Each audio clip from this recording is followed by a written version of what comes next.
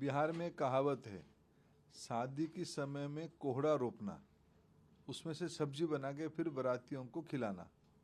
ये ऐसे ही बात है। इनकी परिवार दशकों तक बिहार में सरकार चलाए।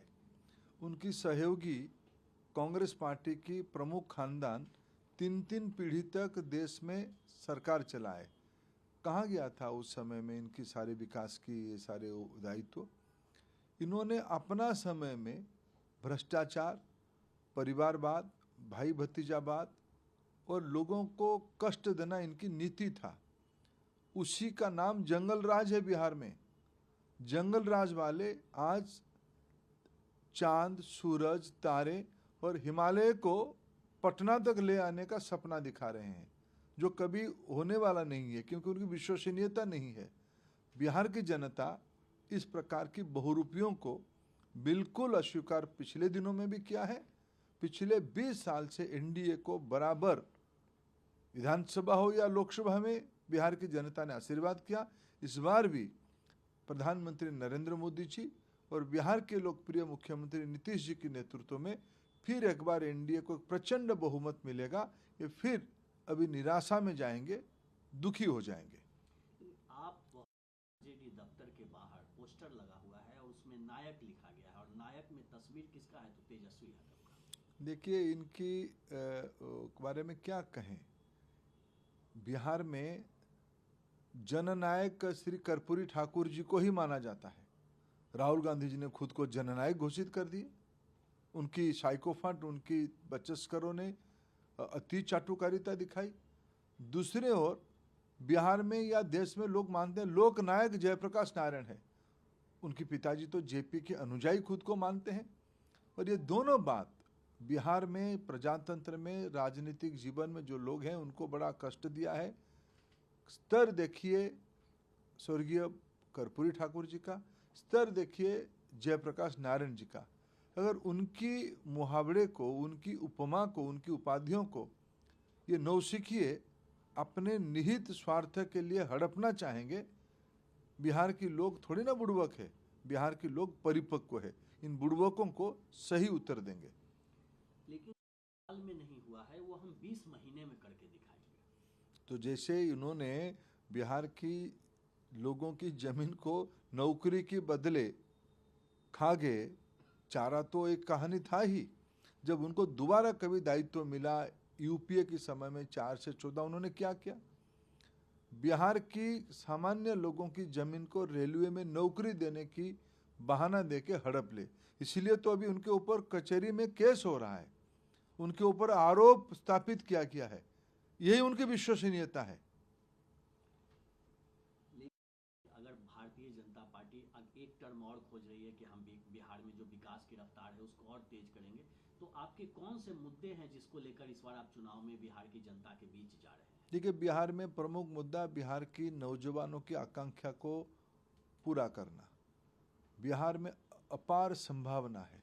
पिछले 20 साल में और विशेष करके पिछले 11 साल में माननीय प्रधानमंत्री नरेंद्र मोदी पूर्वोदय की कल्पना किया है, पूर्वी भारत को महत्व दिया है।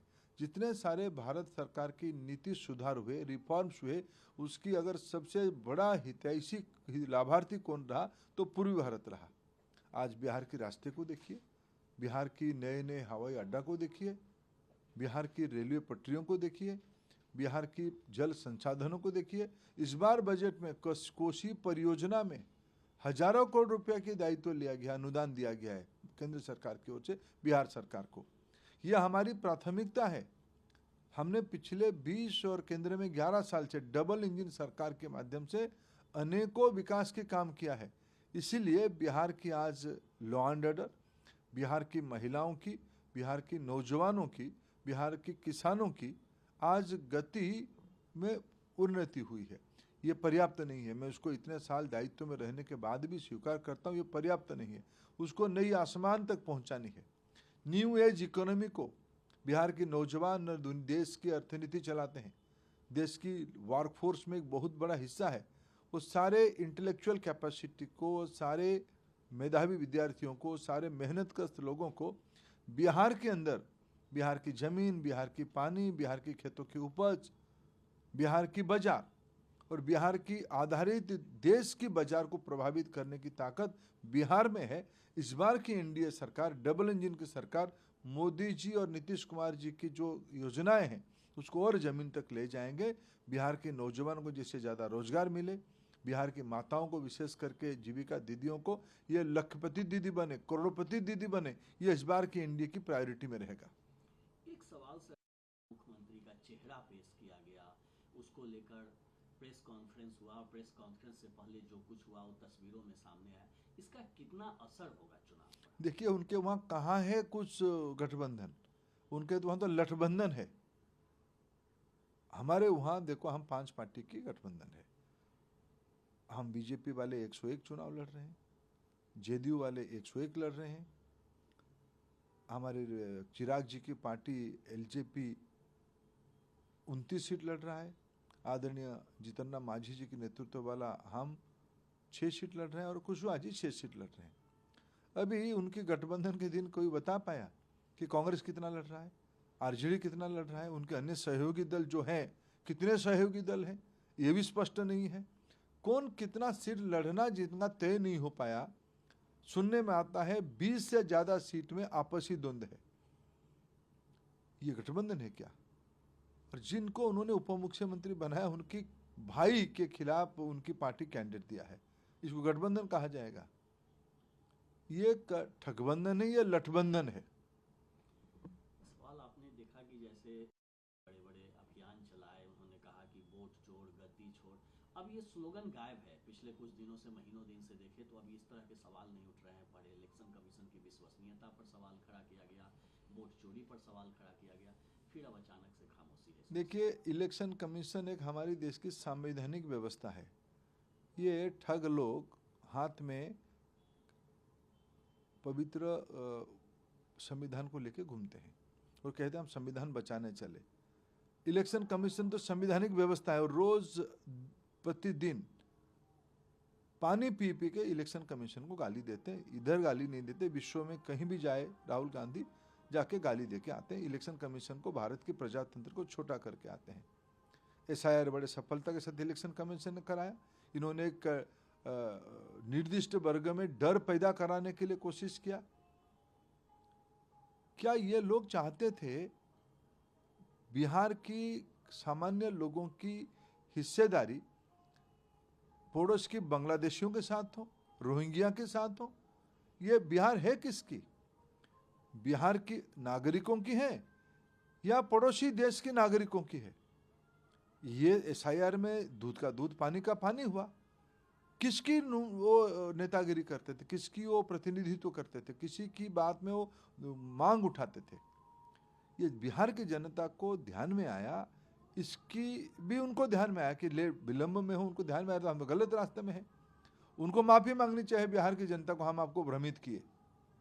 ये तो बिहार की अधिकार को चोरी करने वाले लोग हैं, बिहारियों के अधिकार को चोरी करने वाले लोग हैं। ये एक भ्रम पैदा करने के लिए चाहते थे।